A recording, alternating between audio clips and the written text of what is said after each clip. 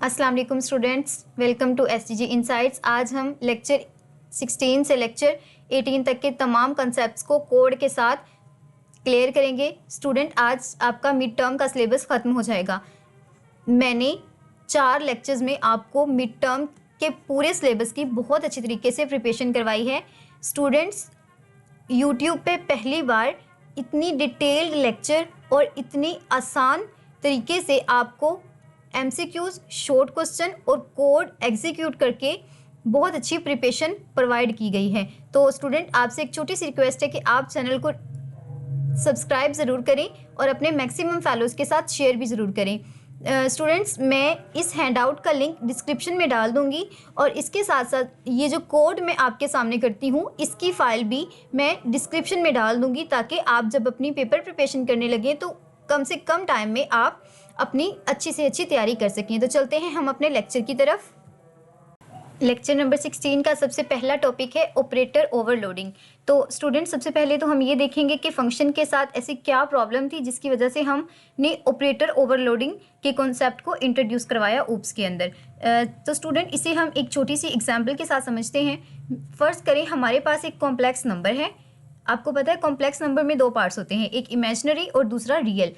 अगर हम इनको जमा करें तो इनको जमा करने के लिए एक फंक्शन बनाएंगे ऐड नाम का। तो 2 नंबर्स को जमा करने के लिए अगर हम सिंपली मेथड जो हमेशा से यूज़ करते आ रहे हैं वो यूज़ करें तो वो कुछ ऐसा होगा। यहाँ पर आपको गिवन भी है इस तरह से C1 डॉट ऐड, और हम ब्रेसेस लगाते हैं और उसके अंदर C2 लिख देते हैं, यानी कि 2 नंबर्स को हम ऐड कर देते हैं। तो स्टूडेंट, यहाँ पर 2 नंबर्स को ऐड कर रहे हैं, यहाँ पर तो हमारे लिए आसान है, लेकिन जैसे ही हम ज़्यादा नंबर्स को ऐड करेंगे ये मेथड हमारे लिए काफ़ी मुश्किल हो जाएगा। जैसे कि आप यहाँ पर देख रहे हैं स्टूडेंट कि अगर हम इसी मेथड से ज़्यादा नंबर्स को ऐड करते हैं तो देखें ये देखने में ही इतना टफ लग रहा है। तो इससे निपटने के लिए हमने कौन सा कॉन्सेप्ट इंट्रोड्यूस करवाया था? हमने ऑपरेटर ओवरलोडिंग। आप देख सकते हैं इस के अंदर अगर हम देखें तो इतनी सारी तो हमने ब्रैकेट से लगा दी हैं, पैरेंथेसिस। तो स्टूडेंट, इसका हमें नुकसान क्या है? एक तो हमारा पढ़ने में बहुत मुश्किल है और दूसरा गलती का इम्कान भी बहुत ज़्यादा होता है। मिसाल के तौर पर स्टूडेंट, अगर आपने 5 किताबों की कीमत को जमा करना हो तो आप हर बार कैलकुलेटर पर क्या ऐसे लिखेंगे add book 1, add book 2, add book up to so on. इसके बरक्स स्टूडेंट, अगर हम बुक 1, बुक 2, बुक 3 और इनके दरमियान प्लस का सिंबल लगा दें, इस तरह कर दें तो ये कितना इजी हो जाएगा। जैसे कि स्टूडेंट यहाँ पर लिखा है, अगर ऐसा कोई मेथड हम इंट्रोड्यूस करवा दें जिसके अंदर सिंपल मैथमेटिकल सैम्पल्स को यूज़ करते हुए हम अपना काम कर सकें, तो उस मेथड का नाम है ऑपरेटर ओवरलोडिंग। ऑपरेटर ओवरलोडिंग हमें परमिट करता है कि हम कॉमन मैथमेटिकल सैम्पल्स को यूज़ करते हुए, जैसे हम C++ में कर रहे थे, जैसे हमारे पास प्लस है, माइनस है, इसके बाद स्टैटिक का सैम्पल है, इनको यूज़ करते हुए अपनी यूज़र डिफाइंड क्लासेस को भी इस्तेमाल कर सकें। तो स्टूडेंट, हमारा मकसद क्या है? हम कोड को बिल्कुल मैथमेटिकल स्टेटमेंट की तरह लिखें और क्या करें, इसको कॉम्प्लेक्स करने की बजाय बहुत आसानी से जैसे हम मैथ्स करते हैं वैसे ही अपने कोड में एग्जीक्यूट कर लें। तो स्टूडेंट, जाहिर सी बात है जब हमारे पास कोई चीज़ बिल्कुल सिंपल लिखी होती है तो उसमें गलती का इम्कान भी कम होता है और उसकी रीडेबिलिटी भी इंक्रीज़ हो जाती है। तो स्टूडेंट, यहाँ पर मैंने छोटी सी एग्जाम्पल भी कोड की थी। अगर आप देखें, जैसे मैंने आपको ओल्ड एग्जाम्पल बताई, तो उसमें हम इस तरह से अपने ऑब्जेक्ट्स को ऐड कर रहे थे, लेकिन ऑपरेटर ओवरलोडिंग में हमने क्या किया? हमने आराम से छोटे छोटे पार्ट्स बनाए और इसके अंदर C1, C2 और प्लस C3 कर दिया। तो स्टूडेंट, इतनी अच्छी फैसिलिटी हमें प्रोवाइड करती है ऑपरेटर ओवरलोडिंग। तो स्टूडेंट, यहाँ पर हम वही चीज़ डिफाइन की गई है कि हमारी जो ऑपरेटर ओवरलोडिंग होती है उसमें हम यूज़र डिफाइंड डेटा टाइप बना सकते हैं। जैसे कि हमारे पास प्री डिफाइंड डेटा टाइप्स होती हैं इंट, फ्लोट, डबल कैरेक्टर और लॉन्ग।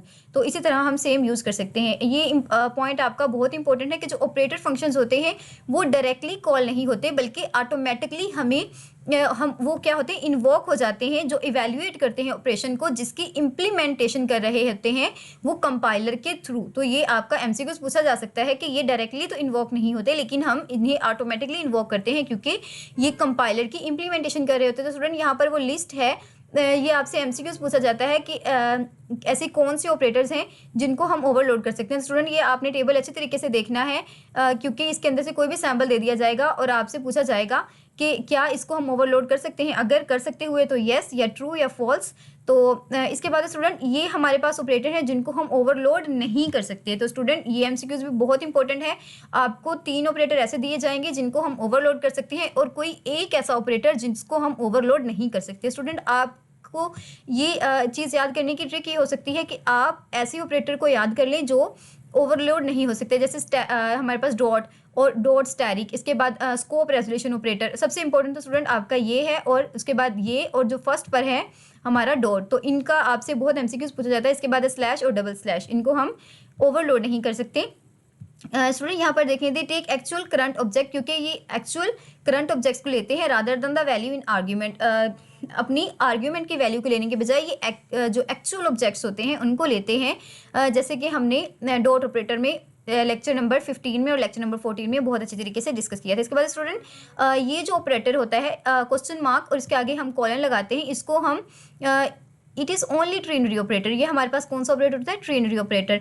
तो इस वजह से हम C++ में इसको ओवरलोड नहीं कर सकते। तो स्टूडेंट अब प्रेसिडेंस की बात हो रही है। प्रेसिडेंस क्या होता है? सबसे पहले तो हम ये समझते हैं, precedence of the operator is the order of evaluation which operator will be evaluated first in the expression. तो प्रेसिडेंस हमारे पास कुछ ऐसा रूल होता है, एक ऐसा ऑर्डर होता है इवैल्यूएशन का, जिसमें हम देखते हैं कि जो एक्सप्रेशन कौन सी एक्सप्रेशन पहले इवैल्यूएट होगी। जैसे स्टूडेंट हम अगर मैथ का क्वेश्चन कर रहे हो तो उसमें इसी तरह होता है ना कि हमारी जो पैरेंथेसिस होती हैं वो पहले सॉल्व होती हैं, फिर हमारी ब्लॉक ब्रैकेट्स होती हैं और इसके बाद हमारी जो होती हैं वो स्मॉल ब्रैकेट्स होती हैं। कुछ इस तरह के रूल्स होते हैं। यही रूल्स हमारे कोडिंग में भी होते हैं। तो स्टूडेंट ये बात हमेशा याद रखें कि जो प्रेसिडेंस ऑपरेटर की है वो कभी भी इफेक्ट नहीं करती हमारी ओवरलोडिंग को। तो ये एमसीक्यूज आपसे पूछा जाता है कि क्या ओवरलोडिंग की प्रेसिडेंस जो प्रेसिडेंस होती है वो ओवरलोडिंग को इफेक्ट करती है? तो बिल्कुल भी नहीं। तो स्टूडेंट यहाँ पर कुछ रूल्स हैं जो हम पढ़ने हैं, जिसमें है सबसे पहले एसोसिएटिविटी।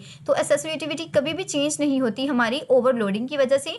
और नंबर 2 पर है student, creating a new object is a syntax error. तो ये हमेशा याद रखें कि अगर हम न्यू ऑपरेटर को क्रिएट करते हैं तो हमारे पास कौन सा एरर आता है? Syntax error. ये एमसीक्यू से पूछा जाता है कि अगर हम न्यू ऑपरेटर को क्रिएट करने की कोशिश करें तो हमारे पास कौन सा सिंटैक्स आएगा? हमारे पास सिंटैक्स एरर आएगा। और इसके अलावा अगर हम यूनरी, बाइनरी या फिर ट्रिनरी को भी करें तो फिर भी हमारे पास यही सिंटैक्स एरर आएगा। और student you cannot create dollar sign के साथ आप कोई भी फंक्शन को या ऑपरेटर को डिक्लेयर नहीं कर सकते। इसके बाद student entry of the operation, entry numbers of operand it works on. तो स्टूडेंट जो हमारे पास ऐसे ऑपरेंड्स जिस पर ये हमारा ऑपरेटर वर्क करता है वो भी इफेक्टेड नहीं होते हमारी ओवरलोडिंग की वजह से। तो ये बात भी आपने हमेशा याद रखनी है। CS201 के I think so lecture number 9 में, हाँ जी लेक्चर नंबर 9 में आपने बहुत अच्छे तरीके से कवर किया था। सॉरी लेक्चर नंबर 19 में ऐसा ही था कुछ, तो मुझे अब एग्जैक्टली तो याद नहीं है, लेकिन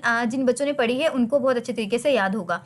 तो स्टूडेंट इसके बाद हमने इसका देखना है कि अगर मेंबर फंक्शन हो क्लास का, अगर हमारा जो ओवरलोडिंग ऑपरेटर है वो मेंबर फंक्शन हो क्लास का, ये एमसीक्यूज आपसे पूछा जाता है। तो उसका सिंटैक्स क्या होता है? रिटर्न टाइप सबसे पहले हम लिखते हैं, फिर क्लास का नेम लिखते हैं, फिर हम स्कोप रेजोल्यूशन ऑपरेटर लिखते हैं और देन हम ये ऑपरेटर कीवर्ड लिखते हैं, फिर हम ऑपरेटर का सैम्बल लिखते हैं। तो स्टूडेंट यहाँ पर 4 बेसिक चीज़ें हैं जो हम करते हैं अगर हमारा मेंबर फंक्शन हो ऑपरेटर लोडिंग क्लास का। तो स्टूडेंट कभी कभार ऐसा भी होता है कि जो हमारा ओवरलोडिंग ऑपरेटर होता है वो हमारी क्लास का मेंबर फंक्शन होता ही नहीं है।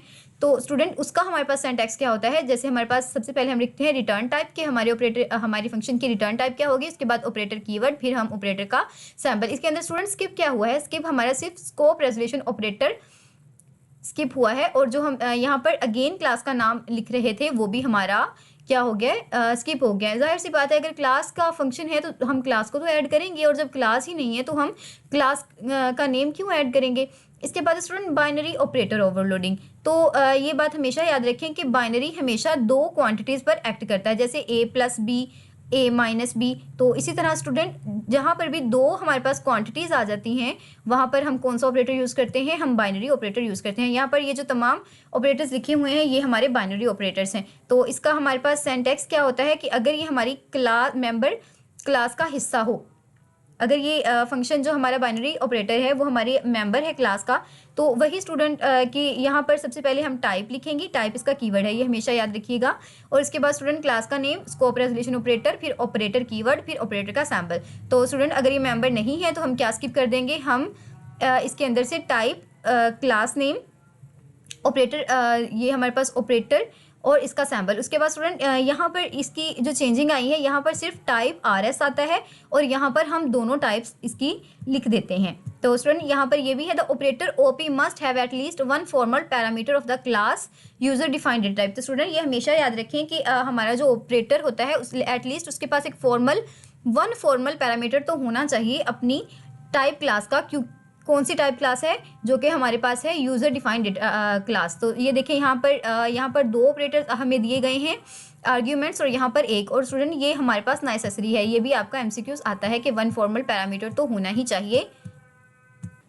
स्टूडेंट ये आपकी प्रैक्टिकल के अकॉर्डिंग बहुत इंपॉर्टेंट पॉइंट है कि जब भी हम C1 और C2 लिखते हैं तो हमारी बैकएंड पर क्या हो रहा होता है, बाईं तरफ से जो ऑब्जेक्ट होता है C1 वो फंक्शन को कॉल करता है, और जो हमारा राइट हैंड साइड पर ऑब्जेक्ट होता है जो कि C2 है वो बतौर आर्ग्यूमेंट पास होता है। यही वजह है कि जब हम क्लास के अंदर कोड लिखते हैं तो सिर्फ एक आर्ग्यूमेंट देते हैं, क्योंकि जो फर्स्ट आर्ग्यूमेंट है वो तो पहले से खुद एक दिस पॉइंटर होता है। तो स्टूडेंट ये आपने हमेशा याद रखना है कि जो हमारा लेफ्ट साइड वाला ऑब्जेक्ट होता है वो फंक्शन को कॉल करता है, और राइट साइड वाला ऑब्जेक्ट एज अ पैरामीटर खुद पास होता है। और इसकी वजह क्या है कि जब हम क्लास के अंदर कोड लिखते हैं तो इस आर्ग्यूमेंट एक आर्ग्यूमेंट देते हैं, क्योंकि जो पहला आर्ग्यूमेंट है वो तो पहले से हमारे पास दिस होता है।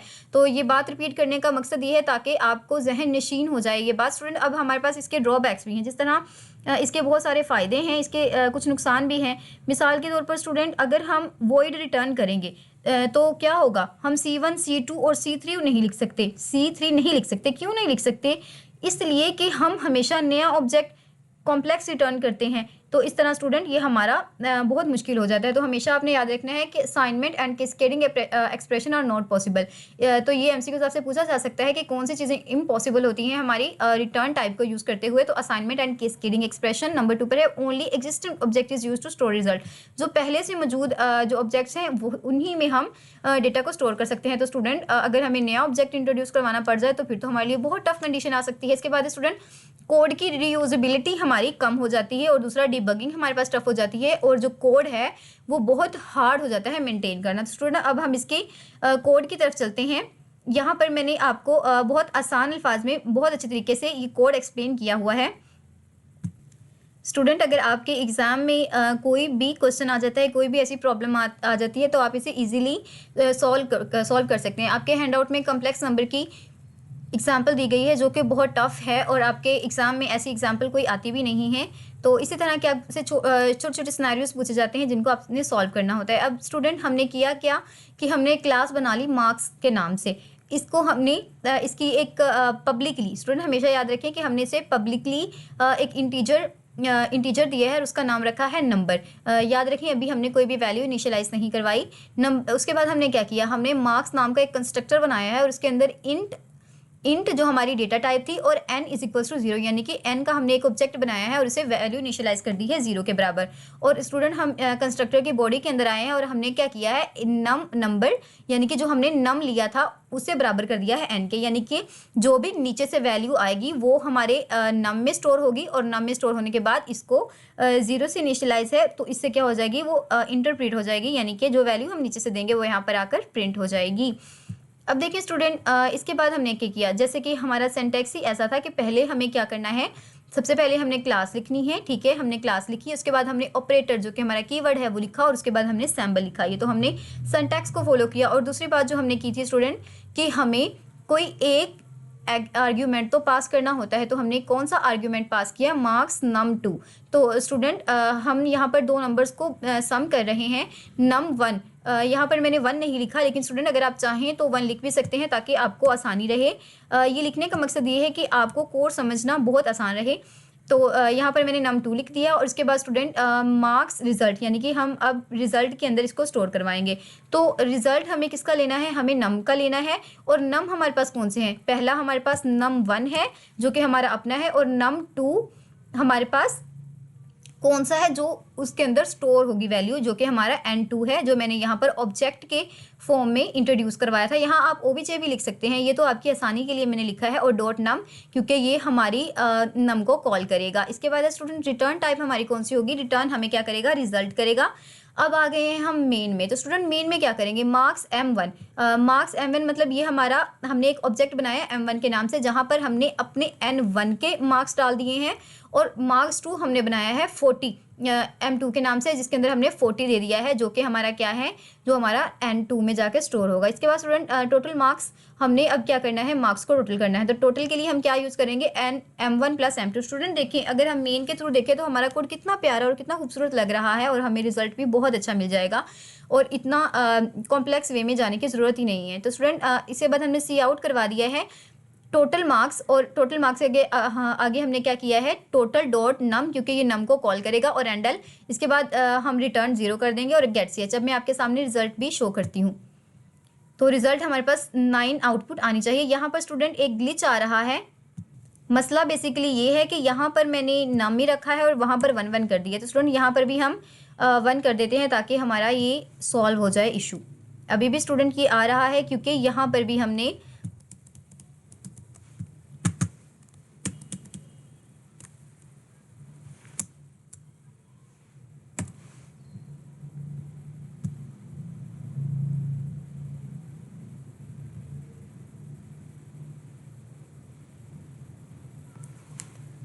होप सो स्टूडेंट अब हमारा ग्लिच क्लियर हो गया होगा। मैंने सिर्फ आपको समझाने के लिए यहाँ पर n1 को इंट्रोड्यूस करवाया था। अब पूरे कोड में n1 को करना बहुत टफ था, इस वजह से स्टूडेंट मैंने कोड को अपना वही कंडीशन में ले आई हूँ, ताकि हमारा टाइम भी कम वेस्ट हो। तो अब हम देखते हैं क्या हमारी आउटपुट आई है।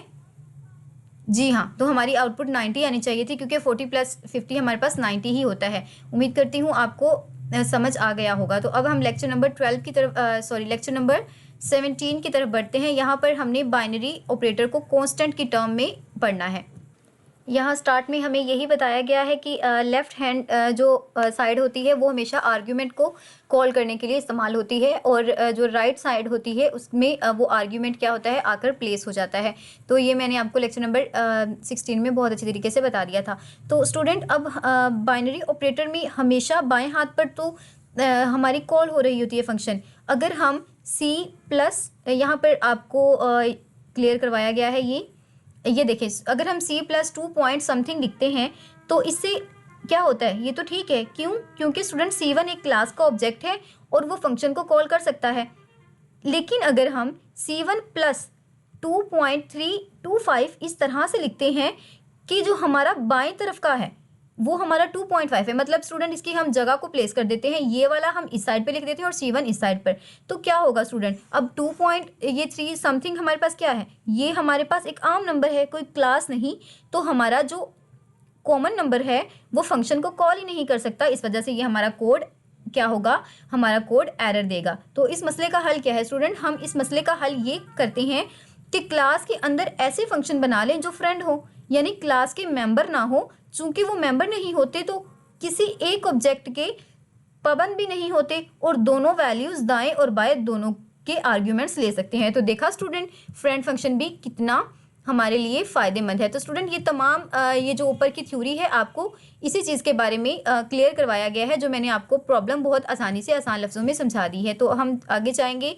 यहाँ पर स्टूडेंट इस एग्जाम्पल में बेसिकली आपको यही समझाया गया है कि हम क्लास के अंदर 2 फ्रेंड फंक्शन को डिक्लेयर करेंगे, ताकि हमारी दोनों कंडीशन इसको हैंडल कर सकें। जैसे स्टूडेंट अगर हम कम्प्लेक्स प्लस डबल लिखें तब भी हमारे पास रिजल्ट आए, और अगर हम डबल प्लस कम्प्लेक्स लिखें तब भी हमारे पास रिजल्ट आए। तो इसे हम एक शॉर्ट से कोड के साथ समझेंगे लास्ट पर जाके। तो स्टूडेंट अब हम देखते हैं हमारे लेक्चर का जो सेकेंड मोस्ट इंपॉर्टेंट पॉइंट है वो है हमारे पास ओवरलोडिंग असाइनमेंट ऑपरेटर। तो ये हमारा यहाँ से स्टार्ट होता है, पेज नंबर हमारे 151 से। स्टूडेंट इन लाइंस का मकसद ये है कि अगर हम अपनी क्लास में इस इक्वल यानी कि असाइनमेंट ऑपरेटर ना लिखें तो कंपाइलर खुद एक असाइनमेंट ऑपरेटर बना देता है। लेकिन स्टूडेंट ये क्या करता है, ये उसकी एक शैलो कॉपी बनाता है, यानी सिर्फ एड्रेस को कॉपी करता है, उसके डेटा को कॉपी नहीं करता। अगर हमारी क्लास में डायनेमिक मेमोरी इस्तेमाल हो रही है, डायनेमिक मेमोरी स्टूडेंट क्या होती है, पॉइंटर्स होते हैं, तो हमें अपना इस इक्वल ऑपरेटर लिखना पड़ेगा। क्यों?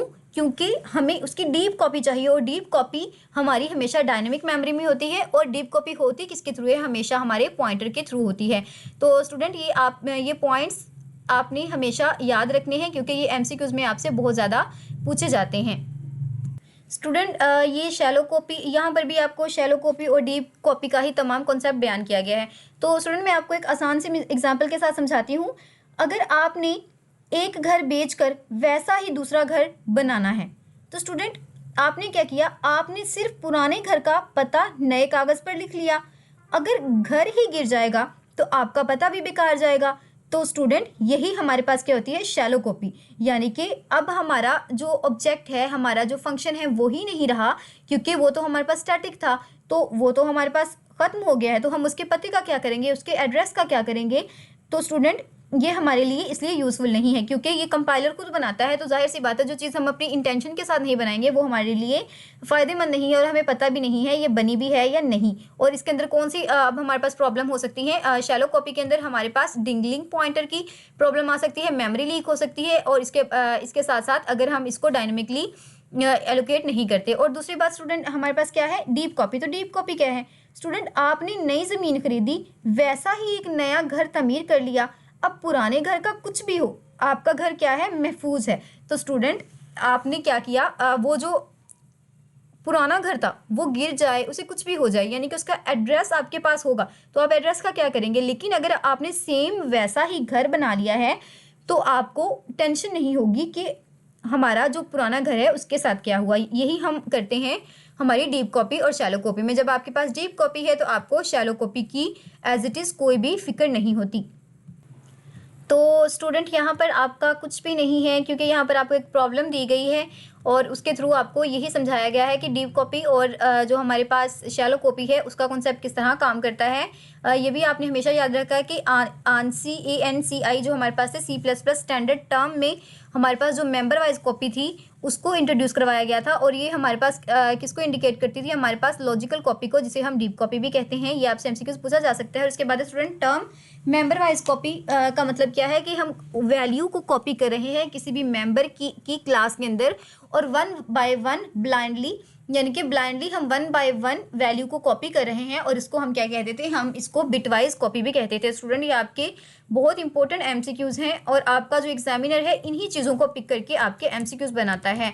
तो आपके जो पेपर की वेटेज होती है वो आपकी सब्जेक्टिव से ज़्यादा होती है एमसीक्यूज़ की। अगर आप एमसीक्यूज़ बहुत अच्छी तरीके से कवर करके आते हैं तो एग्जैक्टली आप अपना सब्जेक्टिव भी सॉल्व कर सकते हैं क्योंकि आपकी कॉन्सेप्ट क्लियर हैं तो ही आपने एमसीक्यूज़ को टच किया है। तो अब हम जाते हैं डेव C++ पर और आपको ये कोड एग्जीक्यूट करके समझाते हैं। स्टूडेंट यहाँ पर वो तमाम कोड है जो लेक्चर नंबर 17 में आप यूज़ करेंगे। बेसिकली स्टूडेंट ये आपका code as it is important नहीं है, जो मैंने आपको एमसीक्यूज़ बताए हैं आपने वही करने हैं। और ये जो आपका लेक्चर था एमसीक्यूज़ पॉइंट ऑफ व्यू से ही इम्पोर्टेंट था। लेक्चर नंबर 18 में जो प्रॉब्लम है स्टूडेंट ये भी आपकी एज इट इज़ कोई ख़ास प्रॉब्लम नहीं है, ये पूरा लेक्चर आपका प्रॉब्लम पर ही कंसिस्टेड है। तो हम देखते हैं स्टूडेंट, अगर ये इम्पोर्टेंट है तो मैं आपको इसकी कोडिंग करवाऊंगी, वरना मैं आपकी एनर्जी, आपका टाइम वेस्ट नहीं करूंगी क्योंकि आपका काफ़ी कॉन्सेप्ट है जो लेक्चर नंबर 17 तक है, आपका पेपर अच्छे से कवर हो सकता है। तो स्टूडेंट यहाँ पर अगेन हमें फ्रेंड फंक्शन और ऑपरेटर ओवरलोडिंग का कॉन्सेप्ट दिया गया है जो हमने पीछे भी पढ़ा था। Student friend function minimise encapsulation, तो ये तो हमें पहले से पता है कि हमारी मिनिमाइज कर देता है कैप्सुलेशन को क्योंकि हमने ये पढ़ा था लेक्चर नंबर 15 के अंदर। लेकिन we can access private data of member using friend function, क्यों, क्योंकि हम प्राइवेट डेटा मेंबर्स को भी एक्सेस कर रहे होते हैं। तो इसका रिजल्ट क्या आता है, जो हमारा डेटा होता है उसकी वर्नेबिलिटी जो होती है वो वर्नेबिलिटी हो जाती है, उसके अंदर प्रोग्राम के अंदर बहुत सारे बग्स आ जाते हैं और जो हमारी डीबगिंग है उसको हमें सॉर्ट आउट करना भी बहुत टफ हो जाता है। तो स्टूडेंट इसी वजह से हमारी इनकैप्सुलेशन ही जब डिस्टर्ब हो रही है तो फ्रेंड फंक्शन काम के तो हैं लेकिन उसके साथ इसके साथ साथ वो कुछ ग्लिचेस को भी लेकर आते हैं। तो student use of friend function must limited, we can overload operator without declaring them friend function. तो स्टूडेंट उन्होंने कहा कि हमें जो यूज़ है फ्रेंड फंक्शन का उसे लिमिटेड कर देना चाहिए। क्यों, क्योंकि वी कैन ओवरलोड, हम इसकी लिमिटेड करना चाहिए। क्यों कि we can overload operator without declaring them friend, क्योंकि हम ऑपरेटर को ओवरलोड कर सकते हैं इसे फ्रेंड डिक्लेयर किए बगैर। Sorry student, I think so आपका कॉन्सेप्ट थोड़ा सा मिक्स हो गया है। हम अगेन इसे मैं आपको क्लियर करवाती हूँ। थोड़ी सी यहाँ पर ग्लिचेस आ जाते हैं, तो आई एम सो सॉरी। चलिए हम अगेन इसे पढ़ते हैं।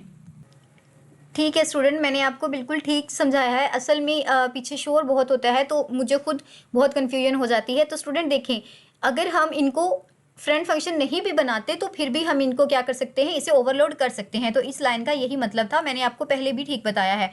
तो स्टूडेंट अब इसका हल क्या है, हम इसे या तो नॉन मेंबर फंक्शन बना दें या फिर नॉन फ्रेंड फंक्शन बना दें। तो स्टूडेंट नीचे इन्होंने यही डिस्कस किया है, नीचे जो तमाम कोडिंग है इसी के बारे में दी गई है। तो स्टूडेंट इसके बाद हमारे पास जो अदर बाइनरी ऑपरेटर्स होते हैं वो कौन से होते हैं, तो स्टूडेंट इनको भी हम यूज़ कर सकते हैं। ये हमने लेक्चर नंबर 17 में बहुत अच्छी तरीके से देखा था। तो बेसिकली स्टूडेंट आपके लेक्चर नंबर 18 में भी यही कुछ पॉइंट्स थे जिन्हें हमने डिटेल से डिस्कस करना था। स्टूडेंट यहाँ पर ऊपर स्ट्रिंग का भी थोड़ा सा कॉन्सेप्ट है, मैं आपको स्टार्ट में मैंने आई थिंक सो आपको पढ़ाया नहीं है यहाँ पर। तो स्टूडेंट यहाँ पर स्ट्रिंग की थोड़ी सी आपको बताया गया है। ये आपके एमसीक्यूज में आ सकती है क्योंकि ये आपकी कॉन्सेप्चुअल बातें हैं। ये देखिए स्टूडेंट, ये दी मोस्ट इम्पोर्टेंट पॉइंट है, ये मैं मुझसे मिस हो गया था। तो स्टूडेंट क्या होता है, अगर हम अपने फंक्शन में गलती से भी string1 is equals to string1 लिख दें तो क्या होता है, हमारा पूरा प्रोग्राम क्रैश हो जाएगा और हमारा तमाम डेटा ज़ाया हो जाएगा। तो स्टूडेंट ये बात आपने हमेशा याद रखनी है। ये एमसीक्यूज आपसे बहुत पूछा जाता है और आपसे इसी तरह से इस तरह कंडीशन लिख दी जाती है और पूछा जाता है कि इसका नुकसान क्या होता है। तो स्टूडेंट इसकी वजह से हमारी की कराई सारी मेहनत पर पानी फिर सकता है।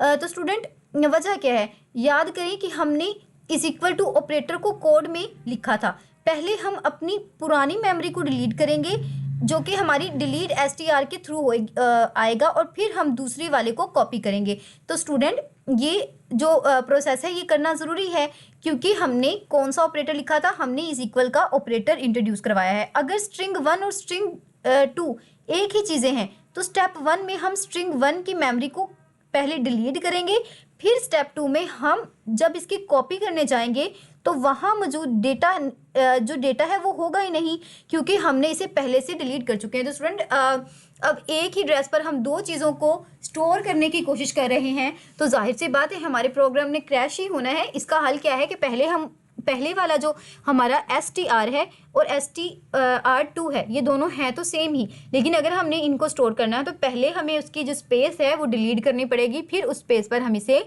स्टोर कर सकते हैं। मिसाल के तौर पर स्टूडेंट अब आपका और आपके दोस्त का एक ही नाम है और एक ही रोल नंबर है, तो स्टूडेंट क्या ऐसा हो सकता है कि एग्जामिनेशन हॉल में आप दोनों एक ही कुर्सी पर बैठकर पेपर कर सकें? ऐसा तो हो ही नहीं सकता क्योंकि स्टूडेंट आपके एग्जामिनेशन हॉल में एक ही चेयर अलॉट की गई होगी स्पेसिफिक रोल नंबर को। तो ये जाहिर सी बात है बहुत बड़ा क्रैश ही हो सकता है कि एक ही चेयर के लिए दो स्टूडेंट खड़े हों। तो यही आपने एग्जाम्पल याद रखनी है। एग्जाम पॉइंट ऑफ व्यू से भी आपका ये पॉइंट बहुत इंपॉर्टेंट है। इसके बाद स्टूडेंट एज इट इज़ आपके इस में कुछ भी नहीं है। स्टूडेंट आपके लिए एक छोटा सा गिफ्ट ये भी है कि मैं आपको लेक्चर नंबर 1 से लेकर लेक्चर नंबर 18 तक के तमाम लेक्चर्स की MCQs प्रिपेयर करके आपके लिए वीडियोस बनाऊंगी। स्टूडेंट एक बात आप हमेशा याद रखें कि पास्ट फाइल से आपको कोई MCQs नहीं पूछा जाता। बहुत सारे स्टूडेंट क्या करते हैं कि अपना टाइम वेस्ट करते हैं पास्ट फाइल्स को रटने में। तो हमेशा याद रखें कि आपका जो पेपर है वो कॉन्सेप्ट की बुनियाद पर हल होता है। अगर आपके कॉन्सेप्ट ही बिल्ड नहीं होंगे, अगर आप अपने लेक्चर को ही नहीं देखेंगे तो जाहिर सी बात है आपसे वो सॉल्व नहीं होगा। आप हज़ारों MCQs सॉल्व कर लें, लेकिन जब आपको उसके बैकएंड का नॉलेज ही नहीं है तो आप कभी भी अपने पेपर को अटेम्प्ट नहीं कर सकते। और स्टूडेंट ये बात हमेशा याद रखें कि व्यू में बहुत कम होता है कि हमारे पास्ट पेपर से कुछ आए। पास्ट पेपर से कुछ आता भी है तो वो क्या होता है, वो बेसिकली इसी बुक से बनाकर दे रहे होते हैं और बाय चांस कोई एक आध आपका MCQs मैच कर जाता है। तो स्टूडेंट मेरी यही कोशिश होगी कि ये जो कॉन्सेप्ट मैंने आपको क्लियर करवाए हैं मैनुअली आपके लिए MCQs बनाऊं जैसे व्यू में बनाए जाते हैं, और इन तमाम लेक्चर्स की मैं एक एक वीडियो करके अपलोड करूं ताकि आप जैसे ही अपना ये कॉन्सेप्ट क्लियर करें फ़ौरन उस लेक्चर की पर्टिकुलर वीडियो पर जाकर आप अपने MCQs को सॉल्व करें। स्टूडेंट आप कमेंट बॉक्स में आंसर लिखते जाएं, इस तरह आपकी प्रिपरेशन भी होती जाएगी। और स्टूडेंट मैं आपके लिए एक कोडिंग की वीडियो भी लेकर आऊँगी जिसके अंदर आप आधे घंटे में इन 18 लेक्चर्स की तमाम कोडिंग को सॉल्व कर सकते हैं और उसकी फाइल भी मैं आपको प्रोवाइड कर दूंगी। तो स्टूडेंट आप मुझे अपनी दुआओं में ज़रूर याद रखिएगा, मेरे चैनल को ज़रूर सब्सक्राइब करें और अपने मैक्सिमम फैलोज़ के साथ शेयर करें और अपने इर्द गिर्द का बहुत ख्याल रखें। अपने पेपर की प्रिपरेशन बहुत अच्छे तरीके से करें। अल्लाह हाफिज़।